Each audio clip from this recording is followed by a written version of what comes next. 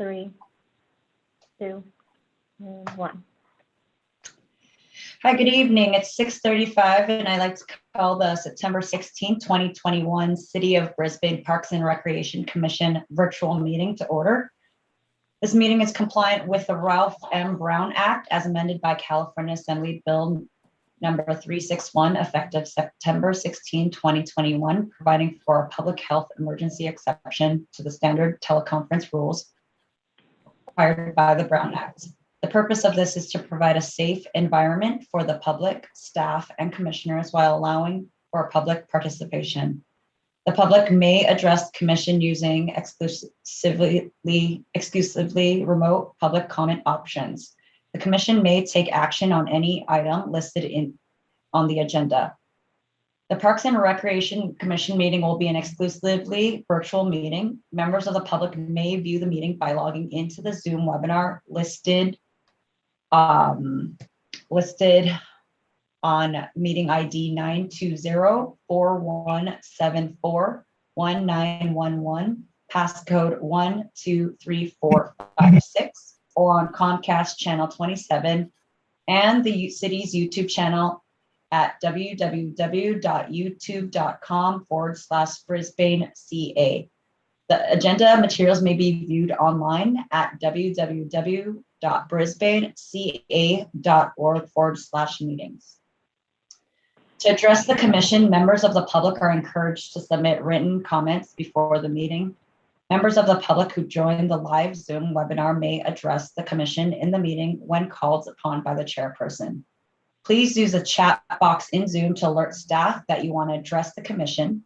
Members of the public watching the meetings on YouTube or channel 27 may email or text comments prior to the start of the particular agenda items to the email jfranco@brisbaneca.org or text 628-219-2912.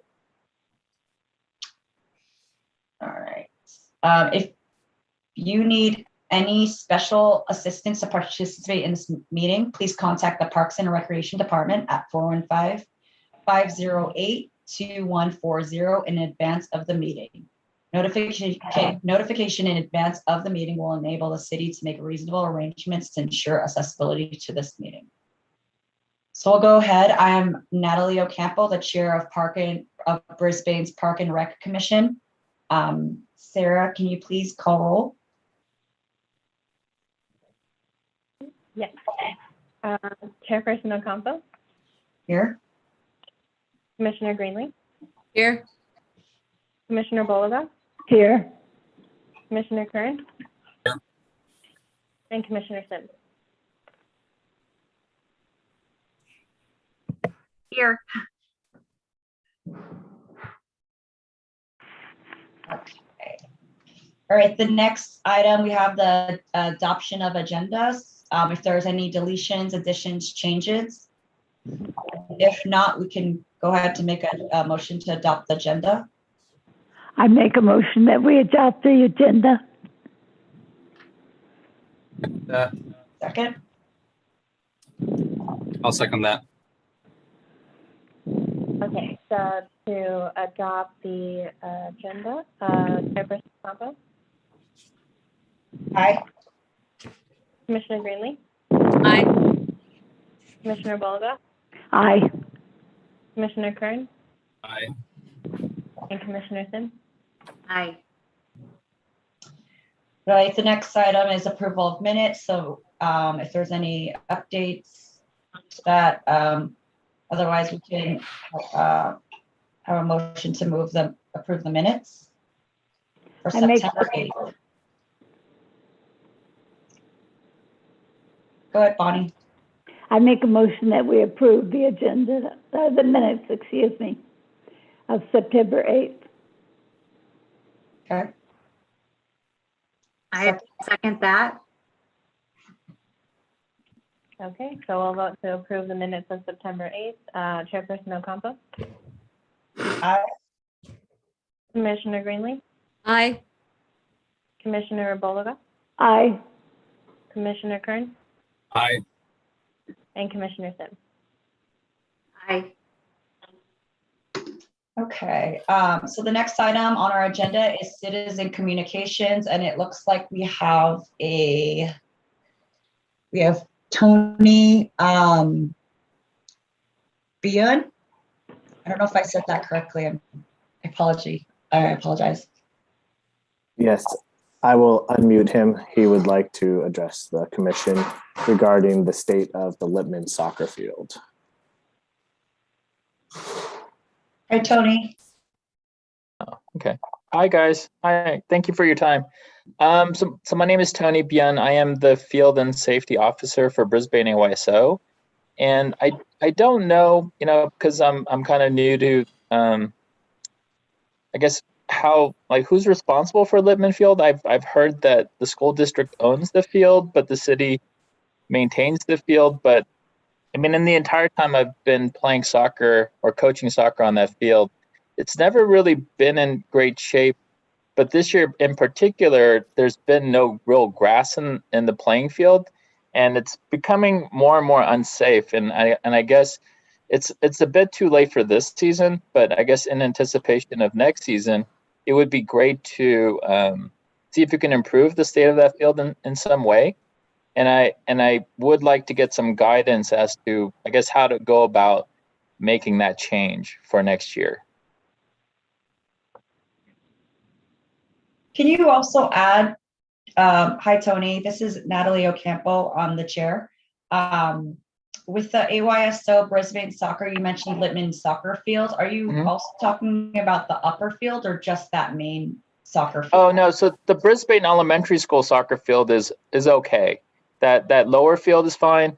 The upper field, actually, there's kind of a bit of a swamp right in the middle of the upper field, and I don't know whether there's a leak there or not, but we've been kind of covering it with dead tree, leaves and needles, and it's been okay, but it's playable. So that just makes for mud. I'm not concerned about messiness, but the Lippman field at Lippman Middle School is pretty, because there's no grass there, it's really hard.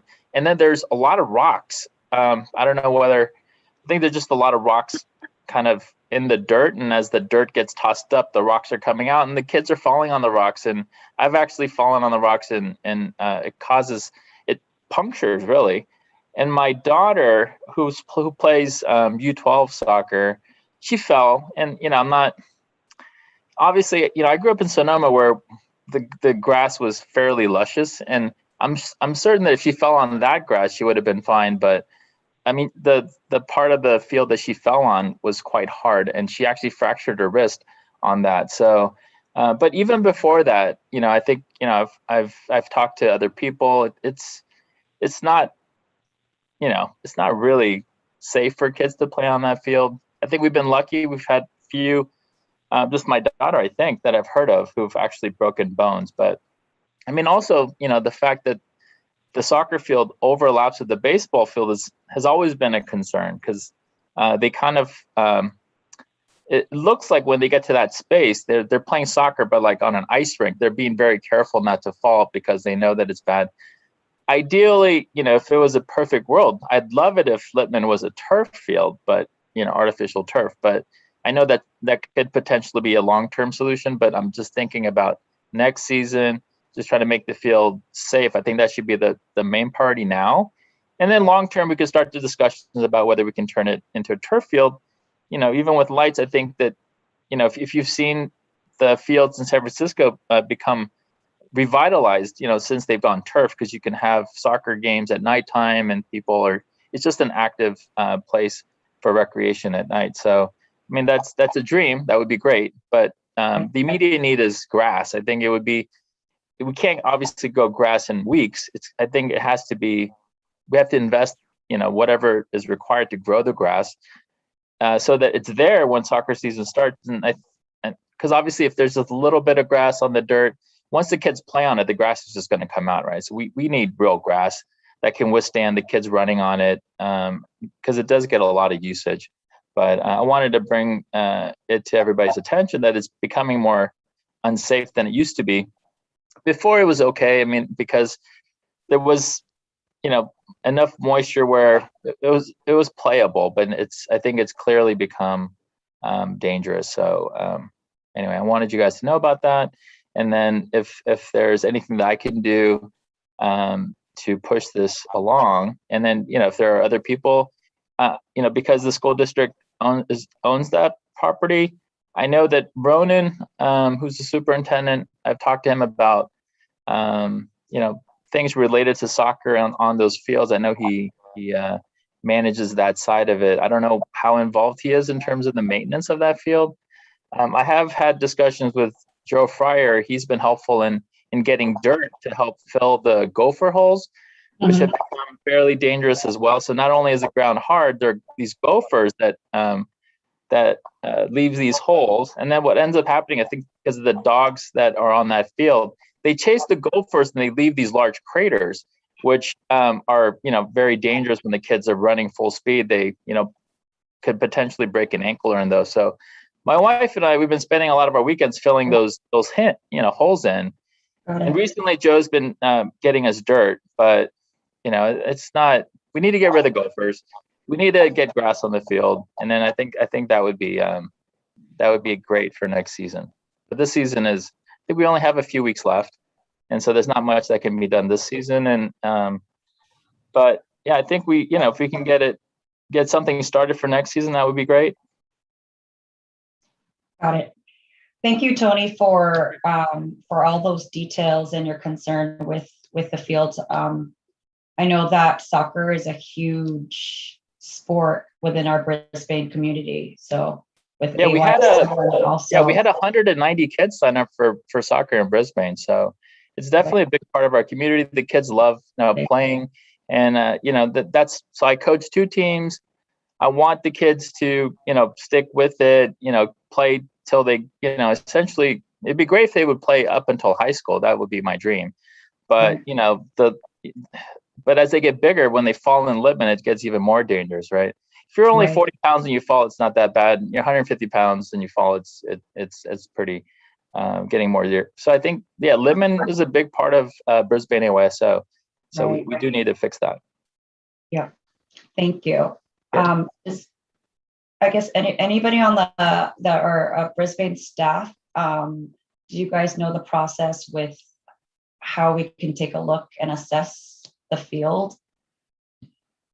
Sure. So, hi, Tony. Nice to virtually meet you, and I hope that your daughter's okay. Thanks for coming to talk to the commission tonight. I have spoken with the Public Works team and Joe Fryers, and they're aware of the challenges that we're experiencing at Lippman Field and trying to address the gopher situation through some pest control mitigation efforts and filling holes, as you mentioned. The more significant maintenance that the field needs as far as aeration and fertilization and seeding, that would require closure of the field for, I think it's 6 to 10 weeks, depending on the level of maintenance that's conducted there. And yes, the school district owns the property. And usually when we do more large scale outside of the general routine maintenance, we do coordinate those efforts with the school district. So I'm happy to reach out to Ronan and make that connection and have a conversation with him, post AYSO season, and just continue to work on some of the short-term measures that we can implement to help alleviate some of those issues in the short term. Long term, we have had artificial turf reconstruction of the field for Lippman and BES on our CIP list for many years now. It's just not a project that's been prioritized by council yet or funded. So that is, pie in the sky, big dream type of kind of conversation. But we can also have the recreation facilities subcommittee take a look at the field and do a site visit and kind of provide input as far as, more long-term maintenance and what else might be able to be done there to help alleviate some of the issues that we're experiencing. Yeah, that would be great if somebody could, I guess I don't do a lot of landscaping, but I think people who do this for a living would, I guess, have a better idea of what needs to be done. I personally think I know there's a water shortage, obviously due to the drought and everything, but the sprinklers, I mean, when we go around filling those holes, a lot of the sprinklers are actually too low. They're like almost below ground. So I think the and I think this typically happens. They just, over time, they kind of just need to be dug up and then readjusted and all of these things. And so it's not just, the grass. I think the sprinkling system needs to be looked at, which is fairly easy, right? You just have to turn it on during the daytime and see where the sprinklers aren't working as efficiently in those things. So I've never seen them on. But yeah, I mean, I guess, when I go to Millbrae, I don't know, in the Taylor Middle School field, it's so luscious. And we're in the same county, right? We should be abiding by the same water restrictions. So to see fields that are just beautiful and green and safe, and then you come back and it's just, I almost have to apologize before every soccer game that, that our fields are in that kind of shape, because it's not.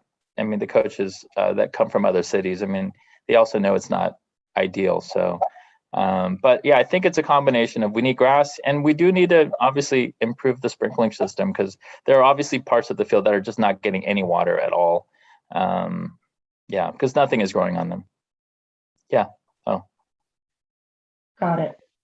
I think Thank- Lisa's raised her hand. Oh, yeah. So Tony, I met with you in the field and I've looked at the situation also.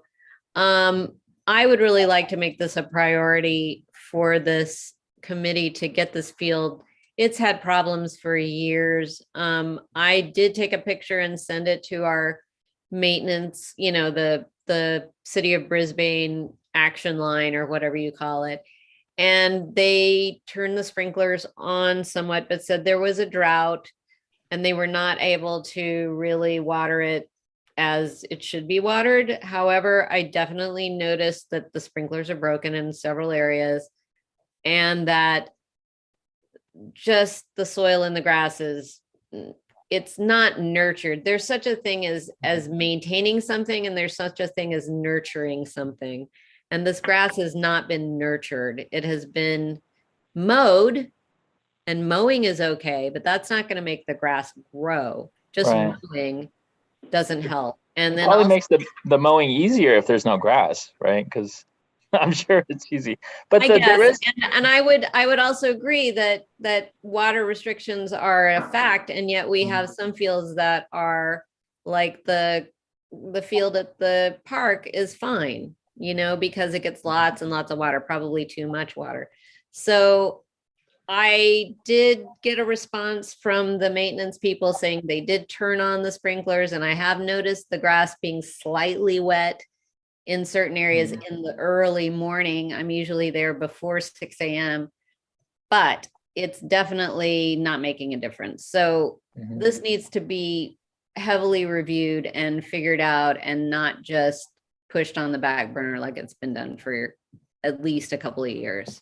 So does anyone have a response to this?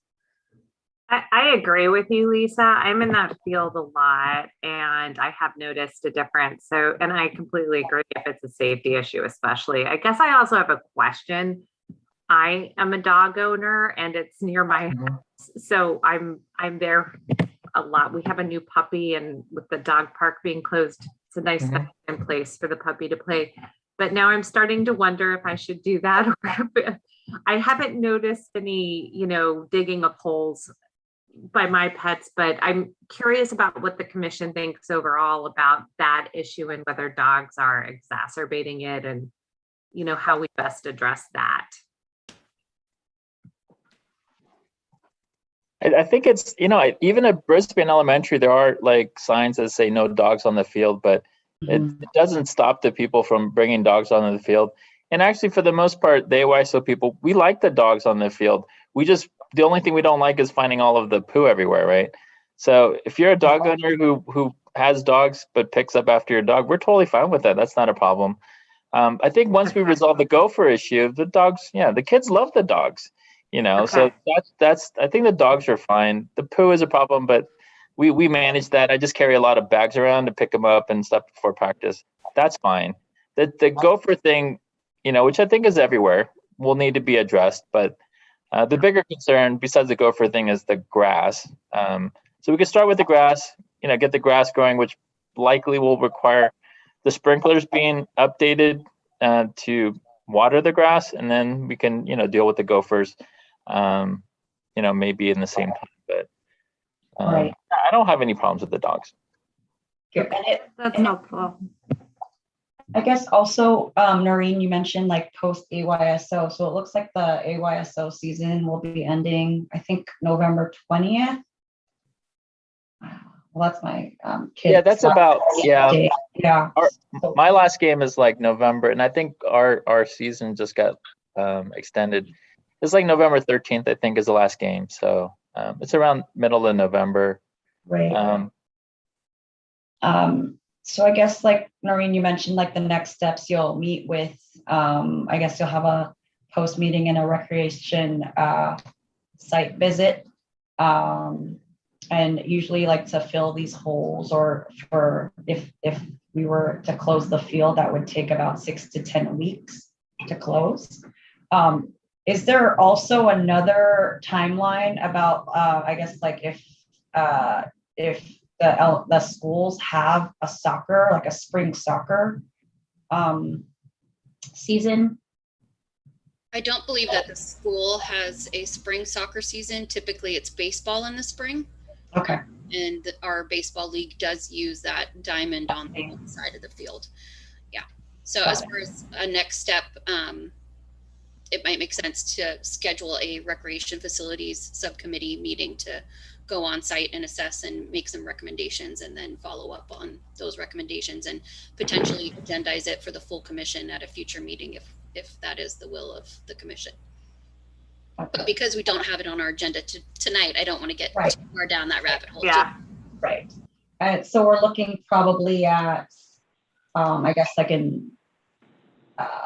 in June for some kind of like further action if basically if it goes in on our agenda, back on our park and rec agenda to make those updates to the field. I don't know. I think that the I'm sorry, Natalie, I didn't mean to interrupt. No, go ahead.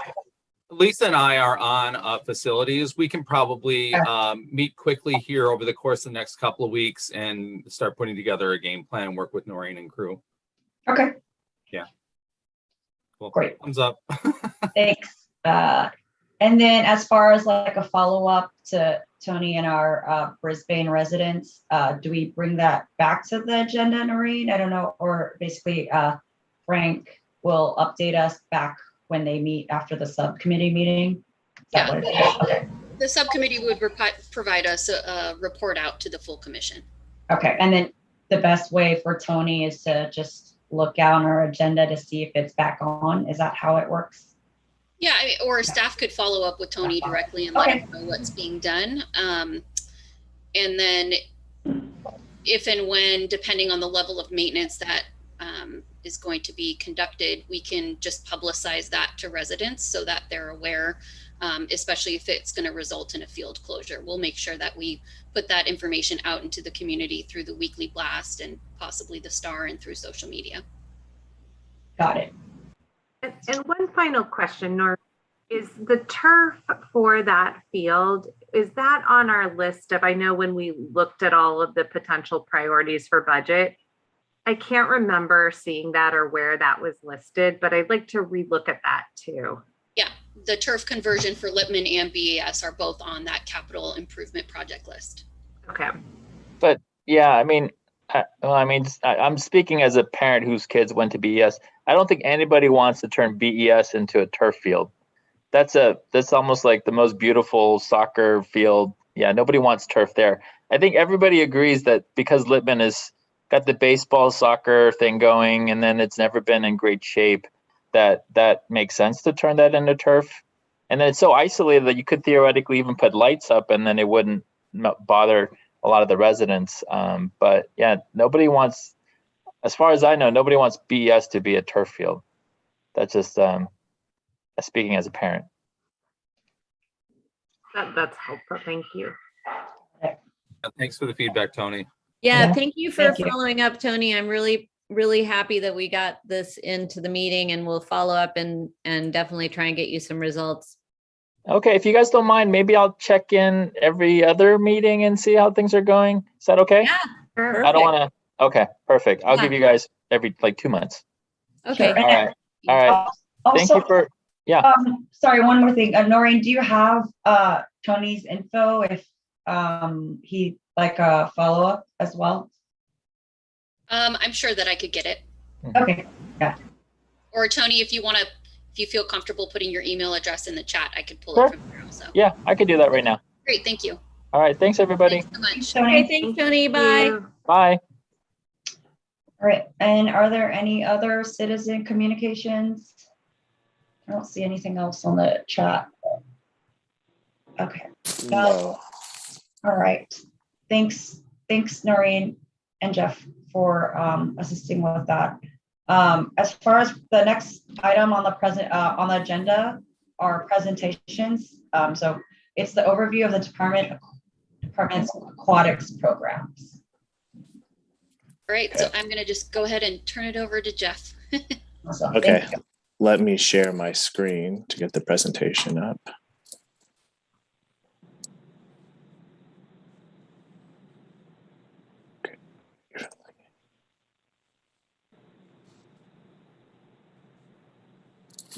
Okay, can everybody see that? Ooh, yeah. Yes, it's perfect. Okay. So, hi everyone. My name is Jeff Franco. I'm the recreation coordinator with City of Brisbane Parks and Rec, and I'm going to do an overview of aquatics so far this year for 2021. So I'll start with swim lessons. There was a hiatus for swim lessons during the pandemic, but we did bring back group swim lessons in June for our summer schedule. We did lower the class sizes and we spread them out. So we did offer more group classes than a normal summer, but with less kids in each class. So for summer, we serviced 546 participants, which did sell out. We did have a high demand for our swim lessons. So as soon as we offered registration, it was pretty high demand, and we sold out, I would say, pretty early on. Like previous summers, we would fill up the first couple weeks, and then as summer went on, the rest of the summer would fill out. This summer, we pretty much were at capacity from the beginning or from before summer started. And as you can see, Brisbane residents had 56% of our participation, and then non-residents had 44% for the summer participants. And then our fall swim lessons, which we're currently in the second week of our second session, we have 93 participants signed up, and we do those swim lessons on Sunday mornings, and they filled up pretty much immediately after registration opened. Brisbane residents filled 86% of the spots, and then we have 14% for non-residents. And those take place Sunday mornings from 10 to 12 right now. Our summer swim lessons were Saturday mornings from 10 to 12, and then Monday through Thursdays in the mornings. I think we offered them for about 3.5 hours. So next slide. So recreation swim also resumed in June for our summer programming. We started the first week, we started with a max of 50 people just to kind of ease into rec swim. And then we hit that capacity a couple times in the first week. So we raised the capacity to 75 people. And the plan would have been, as we got busier, to slowly raise our capacity back closer to the max capacity, which as of right now, it is, up to 208 people.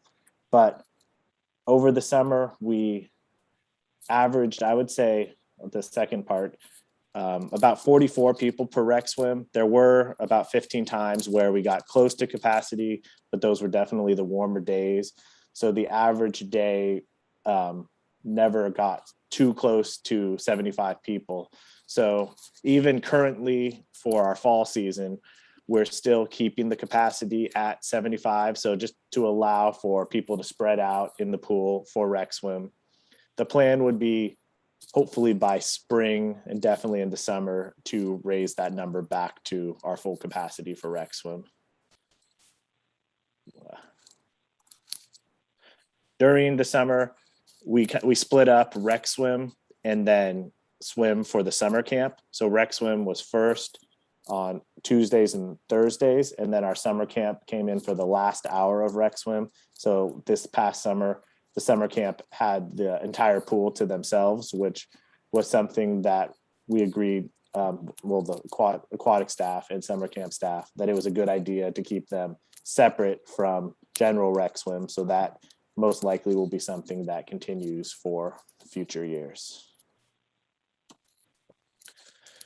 Pool parties came back in June as well for the summer schedule, and they're continuing on in the fall season as well. We changed the structure. In the past, we would offer pool parties during rec swim and then as well as private rentals. This year, we blocked out time on Saturdays and Sundays if wanted for pool parties after rec swim ended. So between June 9th and we have a party scheduled for December 4th. We've had 22 parties scheduled. And we have a max of up to 50 people. So that's another program we have going on right now. Lap swim has always been one of the programs that's been going on since we reopened during the pandemic. This year, there have been different formats that we've had. So the first part of the year up until the summer schedule, we were still on reservations where it was one swimmer per lane. And then you can see the numbers. We averaged 210 people per lane, and the majority was residents of the pool. It was a lot harder to get lanes when it was one person per lane. And then for our summer schedule, 8 weeks, we kept the reservations in place for lap swim, but we allowed for 2 people per lane. So swimmers could share lanes, which increased the amount. Like over the summer, there was pretty high demand still. So we increased the average number of swimmers per week. And it kind of, since there was more availability, it kind of evened out the swimmers. Like residents were 54% and then non-residents 46%. To start our fall schedule, which we're currently in right now, we went away from reservations, and it's drop-in for lap swim, or they could buy a monthly pass. And we still have seen the numbers pretty high for average swimmers a week, 250. They are a little lower than the summer, but I do know that more aquatic facilities are open, so there's more options now for people to swim at. We have seen a lot of new faces and a lot of new regulars in the last few weeks or for fall. So I'm curious to see if that will stay as we get into winter, or if our numbers will go down a little bit. And back to kind of typical, like pre-pandemic, we now have a majority of non-residents versus resident swimming, which was kind of what our numbers were beforehand. When it wasn't limited. Residents have always had, during the pandemic with reservations, they had a priority of 2 days to sign up. So now without reservations, like the numbers have gone back to what used to be a normal usage for lap swim. And Jeff, with you mentioned like the reservations 2 per lane for the no reservations. Is that basically kind of like, like where people are just rotating, sharing a lane back to like pre-COVID days? Is that what it is? Yes. So if there was more than 2 people in a lane, like we would go to circle swimming where they could go 3 or more in a lane. At times, it does get that busy at the peak times, but there's most of the time we're still at most lanes at 2 people at the busiest times, and at some times there are 3 people in some lanes. So we have availability to go more than 2 per lane.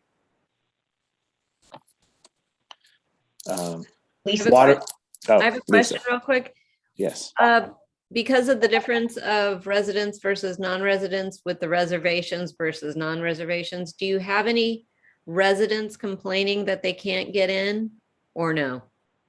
No, Okay, we haven't had any complaints of people. Like, people know when it's busier versus not busier. So if there's always availability, but there just might be times when people have to circle swim. okay, all right, that's fine. Yeah. Jeff, also like feedback for like the first January through like the first half of the year, it was like getting concert tickets, like hot concert tickets, where it was impossible for me as a Brisbane resident to get it because Brisbane residents would be spot on, like on the hour to reserve. So Yes, people knew when it was Tuesday at 9 o'clock. Right. Yes. Okay, so moving toward water aerobics, which we've pretty much kept the same programming since the pandemic started, and where we went to session-based classes and not drop-in for water aerobics. So we currently offer water aerobics on Monday, Wednesdays, and Fridays at 10 a.m., as well as Thursdays at 6 p.m. And there's a capacity for each day of 27 people. And the Monday, Wednesday, and Friday class sells out. So we have 27 people in the class.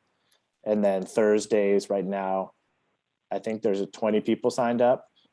We did start for October. If everybody's not present at the class, we will accept drop-ins into the class. So if everybody's not there after the first 10 minutes, if there's people waiting, we'll accept drop-ins. But as the slide says, we have had an average of 25 participants per class. So most people come to the classes they're all signed up. And so all the spots are taken and most people attend the classes. And for water aerobics, it basically was pretty even numbers of residents versus non-residents before the pandemic. And then through the pandemic, we kept the registration day on the same day for residents and non-residents, because we wanted to keep the same people who came to the class. We didn't want the non-residents who were regulars to be locked out of the class. So the instructor wanted to keep the registration day the same day for both residents and non-residents. So the numbers of 51% to 49% have been the normal numbers before. The biggest change from before pandemic and having drop-in classes, our participation has gone way up since we've made it a session-based class, and a lot more people are still coming to the classes. And especially since the start of Thursday night classes, we have seen a lot of new faces or new people taking the water aerobics class. I'll just piggyback on what Jeff just shared.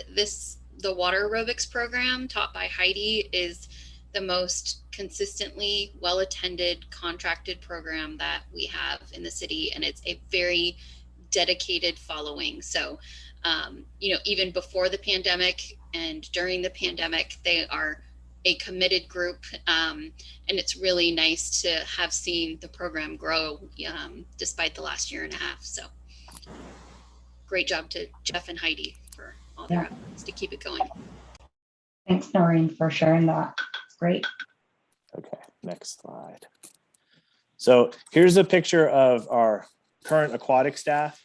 Some of the staff is away at college now, but for this, during the pandemic, we had a staff of 7 the whole time.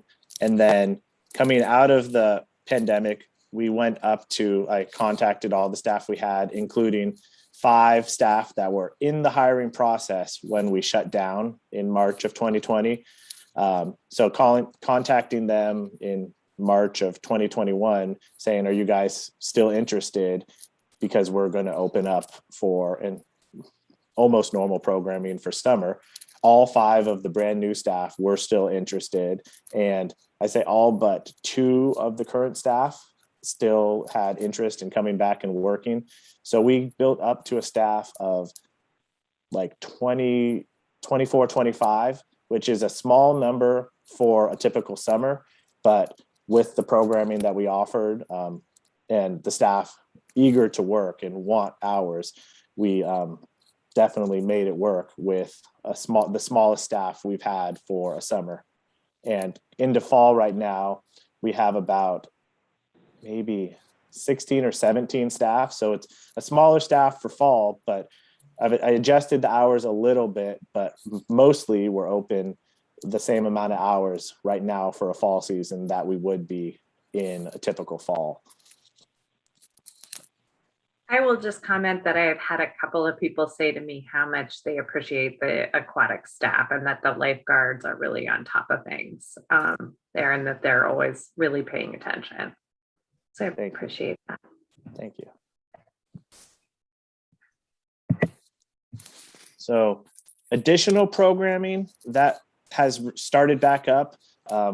We are working with the Lippman Middle School's after school program, and that's one of my head lifeguards, Cody, in the middle there. On Wednesdays at 2 o'clock, we have an after school club for junior lifeguarding that uses the pool. They started back in the middle of September, so about a month ago. And Cody is going over basic lifeguarding skills with them today. This picture was taken today. They were learning about CPR, which they'll continue next week. And this program will continue probably through the middle of December. We are also planning, I'm working with the middle school to bring back, they had PE classes at the pool. So there was the plan for the fall, but then that got put on hold. So in the beginning of next year, PE classes will be coming back to the pool, and it might be a combination of aquatic staff and Lippman Middle School staff directing those. So we are continuing our partnership with Lippman Middle School at the pool as well. I believe that's, and then normally in these presentations, I go over with you guys like new things that we've had at the facility. This year, there's not as many upgrades as previous years, but we did have to get new shower valves, so you can't see them because they're behind the tile walls. But I feel with the extra use of the outdoor showers during the pandemic, because our locker rooms were closed, there was high usage, so we did need to make upgrades to the showers because some of them were breaking or leaking. So we ended up upgrading all of the showers inside and out to make them more leak proof, and then upgrade the innards. So if something were to break, there are more updated parts that our public works department could fix more easily and a lot quicker. And then our sound system at the pool has been getting old. I think it was the original sound system from when the pool was built. So a couple months ago, we did purchase a pretty nice Bluetooth speaker. If you were at Day in the Park, it was one of the speakers that was playing music during the day. So it can get pretty loud and play music all across the park. During water aerobics and rec swim, we use it probably about half volume. If we played it any louder, the neighbors around the pool would definitely know what song and could probably sing along. So it is a great addition that we will use at the pool, and then we purchased it so we could use it at special events as well. I believe that concludes my presentation. And sadly, with opening up the more programs at the pool, are a couple of our regular swimmers from the pandemic, these two ducks that every once in a while when I would come into the pool, they no longer pay us visits, but they were regular swimmers before we started reservations or before we started programming. So sadly, we don't see our two ducks anymore. But is there any questions or comments that you guys have about aquatics? You know, I think like every year, Jeff, you and your staff have done a great job to accommodate our residents and also non-residents to, you know, to open up these programs and to reevaluate hours and looking at what makes sense, you know, to again accommodate our community. So great job from time to time. And I know like with the parties as well, that has been, I know it's been very popular as well. So I think also the cost for the using or, utilizing the pool as well has been like great, it's been a great program or just great access, and it's been really affordable from what I've seen. So great job. Thank you. I do Well miss done. the, Thanks for the update, Jeff. Oh, Yeah. thanks, Frank. Jeff, I do miss the pumpkin event. I sent you a message on that, and I would love to see that brought back. So the pumpkin patch in the pool would be great. This year, we did notice as I think we did the pumpkin patch for 4 years, and obviously Right. not last year. The numbers did go down slightly each year. So this year, the plan is to have a special event, probably a winter-based special event. So it could be the end of this year or early next year at the pool.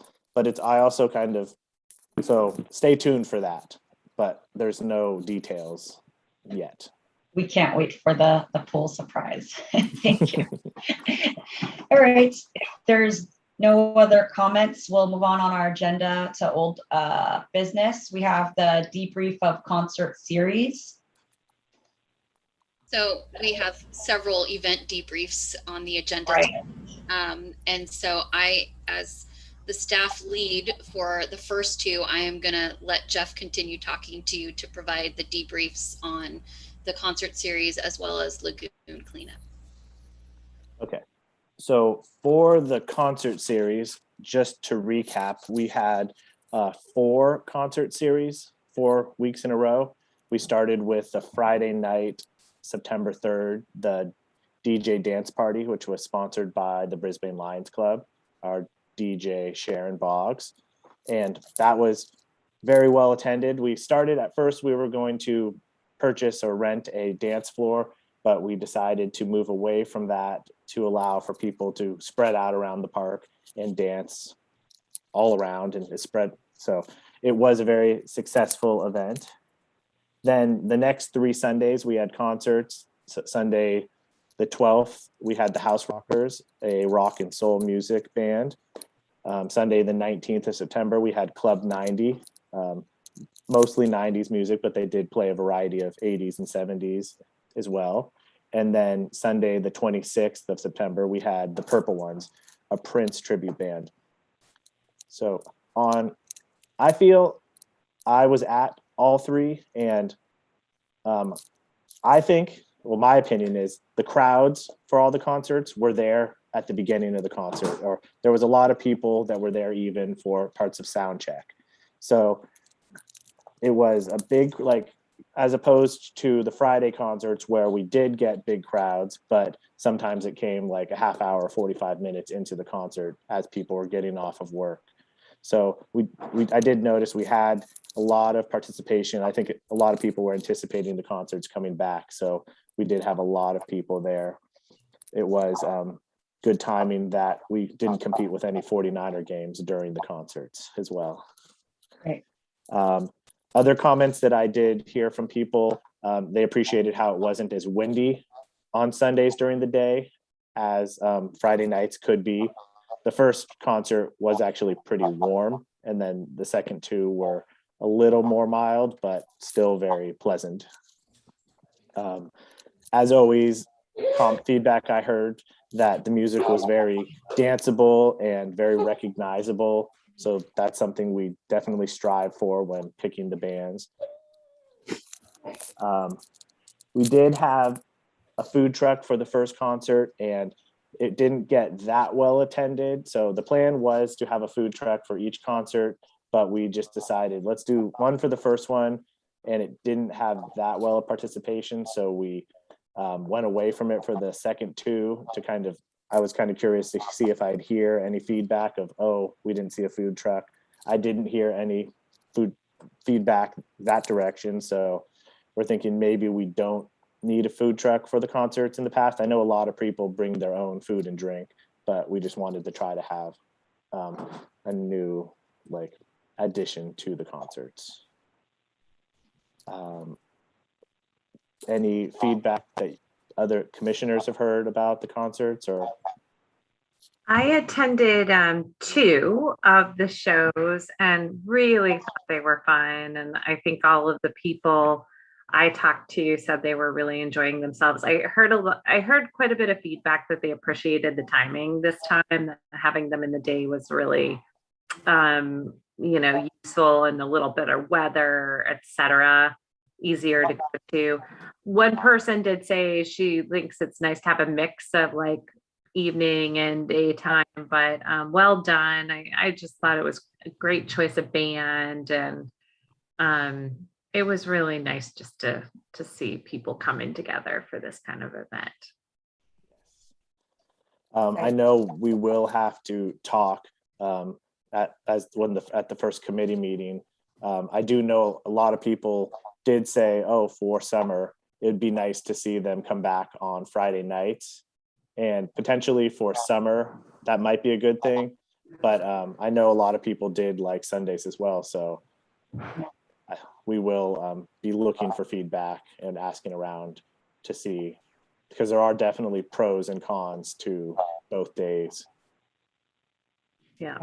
I think comparing to seeing what was on Friday evenings, the summer Sundays were really well attended though. Like it seemed like it was, I mean, looking at like picking out a spot on the grass it was just well attended on this year. So I know like in the first 2 weeks, Jeff, I know like I mentioned, it was super hot. So it was nice to like have those that needed shade got to get the shade on the near the trees. So that was good. So I think that's basically also the risk of having something on a Sunday during the day, is basically maybe having like providing water or something like that if the weather is going to be super hot. Again, that day, I think it was like 80s, Jeff. I can't remember. I think so, yeah. And I did follow up with all three bands after their shows, and the first band, the House Rockers, has played in Brisbane before, and they appreciated playing on a Sunday versus a Friday night because they appreciated having the whole crowd there and ready, like at the beginning of the show. And he did mention that he appreciated the lack of wind. Well, that was a super hot day as well. Right. Any other feedback? Hey, Jeff, just some random feedback here. So I attended the House Rockers and the Purple Ones, both outstanding choices, with my favorite being the Purple Ones. The volume, though, I think for the House Rockers, I think that was a little bit louder than the other bands, because I could hear that. I'm up on Mendocino Street. I could hear that pretty clearly up at my house, and not a complaint, because I just did burgers in the backyard and you guys provided the music. So that was pretty fantastic for the last part of the show. So that was good. I feel like the people were really well, people were very, very considerate in terms of their spacing of their blankets and everything like that. So I thought that was really nice. And then some people got up and danced. So I thought overall it was great. And I totally agree with you. Everybody around me brought their own food, food and drinks. So yeah, maybe the food truck isn't really a big thing for the concert. So that's my only feedback. Okay, thank you. I think also to bringing your own food as well. I'm not sure where people pick up their food or anything. I think it's also would be great to support the local business as well. You know, that for people just have a head start. Hey, like maybe like, like go to this, go to Mama Mia's Pizza, or, any of the other food places, just to like support them if there won't be a food truck. So, we have a lot of open restaurants or, places to pick up food, just to pick up. So that'd be also great if we can collaborate with those local and restaurants. Okay, so the next one is a debrief on the lagoon cleanup. Yes. So lagoon cleanup is on California Coastal Cleanup Day. And so last year, there wasn't an official event. It was more of a virtual event, or for all of Coastal Cleanup Day is always the second or third Saturday in September. So last year for 2020, it was Coastal Cleanup Day like every day in September or clean up your own neighborhood. It didn't have to be around the coast. So we didn't have an official event last year. So this year we not only brought back the event, Coastal Cleanup Day, but we brought it back to the lagoon because we had went around the lagoon and noticed that there was more trash visible. So we brought the event back there. We did have roughly 20 to 25 volunteers come out and pick up garbage around all around the lagoon. It was the entire coastline of Sierra Point Parkway, as well as the coastline on Lagoon Road. So we had 20, 25 volunteers, but they really spread out and covered quite a bit of ground. And it looked like from driving there a couple days before and even the morning of, and then after the event, there was a noticeable difference of what was accomplished by what seems like a few amount of people, but they worked really hard and filled buckets and bags. At the end of the day, we didn't have a dumpster that we had at the event, but we had bags available, and we had them just leave their bags on the side of the road. And then myself and one of the co-organizers, Bob Sage with Public Works, we drove a flatbed truck to pick up all the garbage, and then we threw it away at the Public Works courtyard. It was a ton of trash. Like it filled up the whole flatbed of one of the, and it was piled up. So it probably took us 20 minutes to unload the truck into the dumpster of all the trash that we had accumulated that we picked up that day. As for all of our cleanup events, as well as our habitat restoration events, we do provide a free lunch to the volunteers as a thank you to them. And for this event, it is a statewide event. So for Coastal Cleanup, we do report our numbers. Bob reported the numbers to the state so I don't have the final numbers, but usually probably in a week or so, I'll get a final email from the Coastal Cleanup Committee or organizers for the whole state of how many pounds of trash were picked up for the whole day, the entire day. So it is something that any city or anywhere where there's a coastline or a waterway, it is a pretty big event statewide. So it's a big event to be part of, and it's very rewarding. And I was helping pick up trash along the Lagoon Road, and people driving by and bikers were very appreciative. So, Yes, definitely. And Jeff, quick question: does for the Lagoon cleanup, does Littman School or any of our schools collaborate with this cleanup? No Or schools. is it volunteer work? Sometimes we have people do coming to the events for volunteer work. We have in the past for Lagoon cleanup or habitat restoration. For this event, we didn't have any kids come for volunteer hours, but we definitely have had people in the past show up, and we will sign off for their volunteer hours. Got it. Yes. Any other questions about Lagoon cleanup, Coastal Cleanup Day? No, but we definitely appreciate having this event. So again, the lagoon is basically an added quality of what makes Brisbane as well. So thank you. So the next item is the Luna Fest debrief. All right, that's me. So in the best interest of the health and safety of our event attendees, the LunaFest subcommittee decided to relocate the event from Mission Blue to the BES upper field and to hold an outdoor screening under the stars. So that was kind of a last minute change to ticketing and the structure of the event. But overall, I think we had about 80 attendees. So despite the pandemic and the last minute change, I think it was still a pretty good turnout. The Lions Club provided the concessions, and we raised over $34,000 for the Lions Club scholarship program to support women pursuing degrees in male dominated fields. And the LunaFest staff confirmed with me last week that we were the highest grossing event worldwide this year. Wow. So great for Wow. Brisbane. Yeah.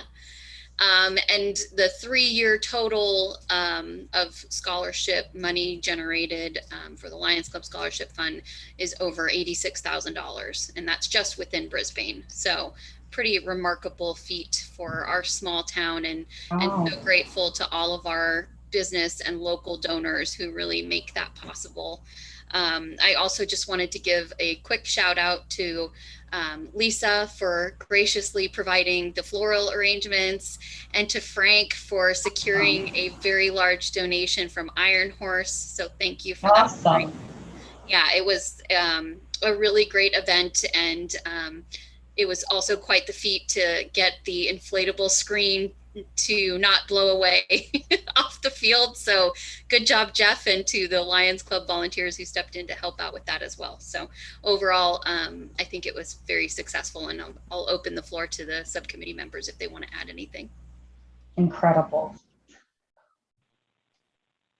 Well, Oh, go ahead, Lisa. as a parent of a kid who gets a Lions Club scholarship every year to go to college, I just really appreciate, I mean, I know that this is specifically targeted to girls, but by supporting the girls, we also can free up more money for everybody. And so it's just a bigger pot. And that just makes the Lions' ability to be generous with these kids amazing. And I think our kids are just so lucky to have this support. So I was really happy to do my little part, but also I got to give, the whole Lions Club, who just came in there and just did the lion's share of a lot of the logistical work, and including and above Sharon Boggs, who just, did all the music and the technical filming stuff. It was amazing. So just a shout out that it was a great event, and, I'm glad it was a success. Yeah, I'd like to second everything that Lisa just said. I'll second. It was just amazing. You do not mess with the Brisbane Lions Club. Like machines, they came in and set up and had everything up and running. Jeff, I saw you working on that screen. Good job. I saw you using a ladder. I saw you using anything to hold that thing down. It worked out really well. It was a great experience. And my first LunaFest underneath the stars. I loved it outside. Noreen, I have to call you out because the rope lighting to the bathroom is literally brilliant. So that worked out really well. So yeah, I think it was just overall just such a great success. And again, I don't have anything to compare it to, but it was, I think, top notch. Awesome. Great to hear. And thank you, everyone that basically participated and for their donations, and to the Lions Club as well. So let's move on to the Day in the Park and Derby debrief. Is that Jeff? Jeff can jump in if he wants. Okay. I'll just kind of give some high-level highlights. I think everybody was really excited to have the Day in the Park and the Derby back after a year off. It is typically our biggest event every year. Usually very well attended, creates an opportunity for community groups to get out there and get in front of the community and to promote their programs and their organizations. And it's just a really nice coming together to celebrate the Brisbane community. We weren't sure what the attendance was going to look like this year based on people's varying levels of comfort and being in large crowds or at large events. But despite that, I think, we had a really good turnout at the event, and participation in the Derby was consistent with what it normally is in a regular year. So that was great. Everybody, from what we've heard on the staff side, was very complimentary of the event and happy to have it back. And, we didn't have our typical inflatable bounce houses and carnival games for the kids, just to be extra cautious with shared surfaces. But we did have the pump track out there on Old County Road, and people came down with their scooters and their bikes and seemed to really enjoy having that activity and having an opportunity to be face to face with our public service groups and our emergency personnel, and various community groups had opportunities to fundraise and to promote their organizations. So all in all, I think a good day was had, and we were able to announce the Volunteer of the Year, Sharon Boggs, very well deserved after her many years of dedicated service to the community. So happy to take feedback, and I know the subcommittee will consider everything that we did this year and planning for next year as well. So.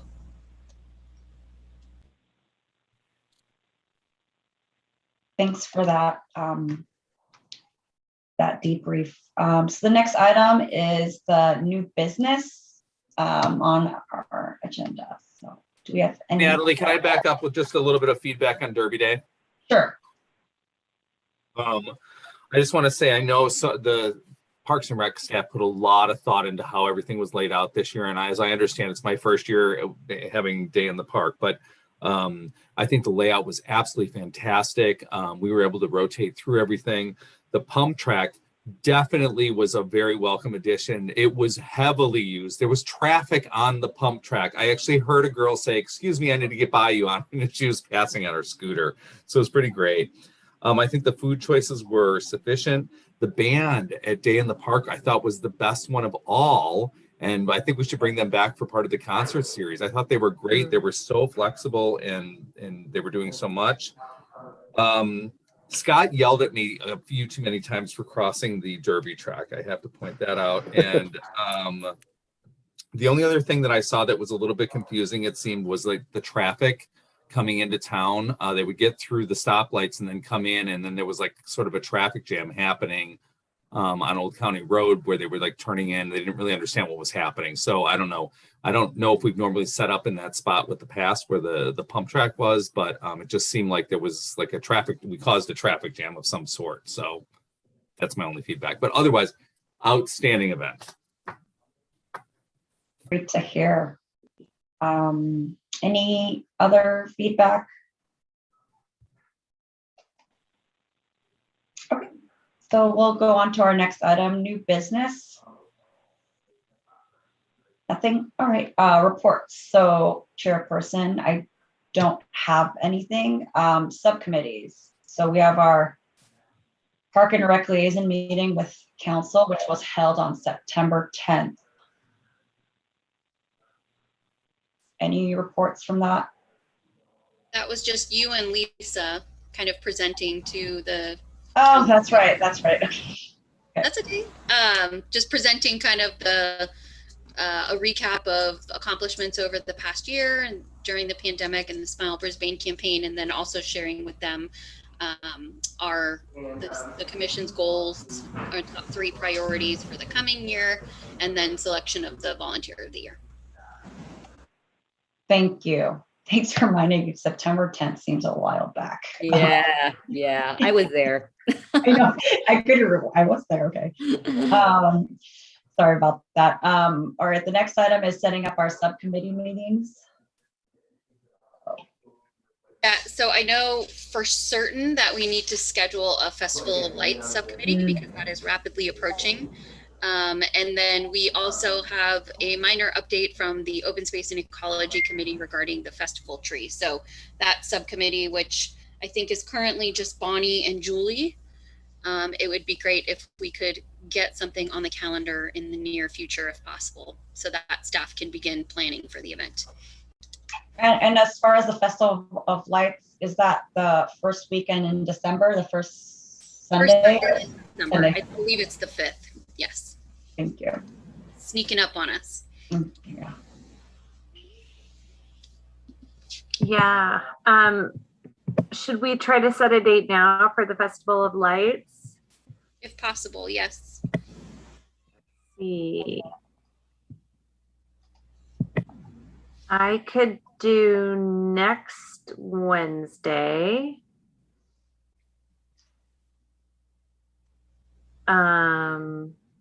if that works, or Tuesday, if one of those times works. During the day or in the evening? Kind of like after 5, like 5-ish, 5:30. Does that work? Bonnie, What day is that? Which one, Tuesday or Wednesday? Either one would work for me. I could do Tuesday or Wednesday, 5:30, and that's the 19th, Tuesday the 19th, or Wednesday the 20th. Earlier? Yeah. Let's see. Who's Or on I could oh, and this is Julie. I could also do Thursday earlier. Thursday by 5 o'clock, or even 4:30. I could probably do that on the 21st if that works. Let me look. Is that this month Next week. or next week?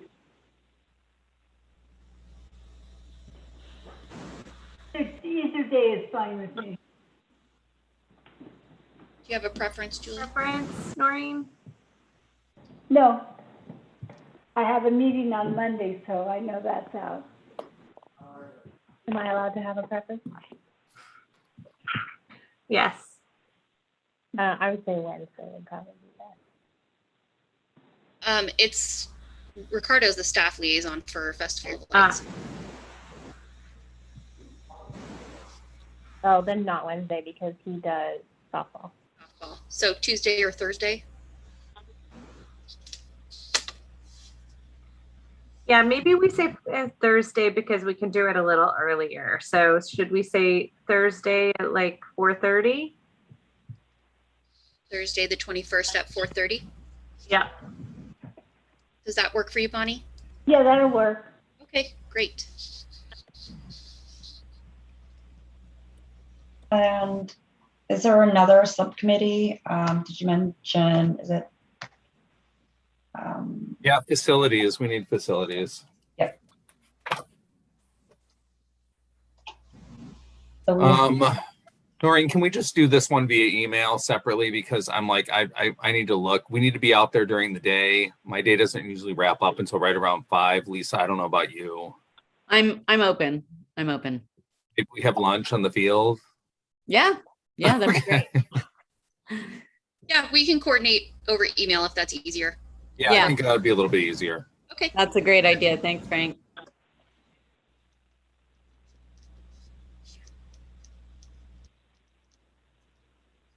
And I think those might be the only time sensitive subcommittee meetings between now and our next regular meeting. Great. So any commissioner reports? How about any staff reports?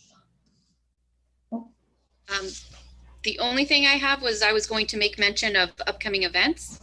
Okay. So on Saturday, October 23rd, we have 2 events taking place at the library. So we have a library celebration that the city is planning in conjunction with the San Mateo County Library System and the Brisbane Library staff to just celebrate the opening of the new library. And they'll have a variety of activities throughout the day.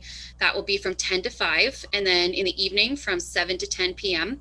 we will have also at the library the city's 60th anniversary celebration from our year of incorporation. It's an adults only event, and we're asking people to RSVP in advance because we do have it catered, and just to have a sense of the attendance. And we are capping the attendance as well to make sure that we allow for adequate distancing and social distancing space. That evening, we are providing, our childcare staff is providing a parents' night out event so that parents can have the opportunity to drop off their kids and attend the 60th anniversary if they so choose. So that will be held that evening as well.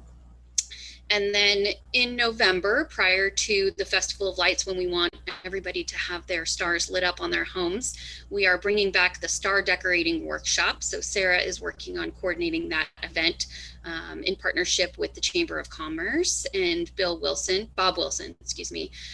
who builds the star frames, and then people can come and get a frame and decorate it themselves, so that when our Festival of Lights happens, everybody's stars can be on their homes and lit up. So that will be taking place on Sunday, November 14th at Mission Blue. And Sarah, correct me if I'm wrong, but I think it's already available online and registration's open. Yes, okay, great. And then just Festival of Lights, save the date for Sunday, December 5th. And that's all I have.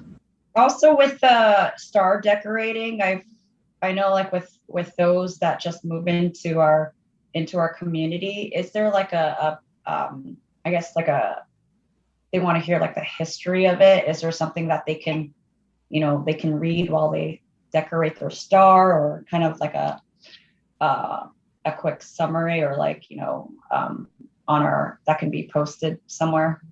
Yeah, we can absolutely share that with participants and put it on the website as well. Great.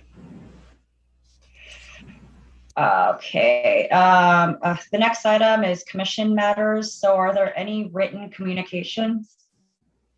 At this time, I have not received any written communications. Great. Commission calendar.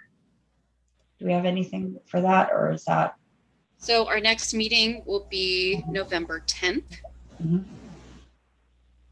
And yeah. That's it? Okay. So if we don't have anything else, our next regular scheduled meeting, as what Noreen mentioned, is November 10th, 2021. So I'd like to adjourn this meeting at 7:51 p.m. Thank you, everybody. Thank you, Hey, everyone. thank you. Good to see you. Have a good night. Have a good night. Bye.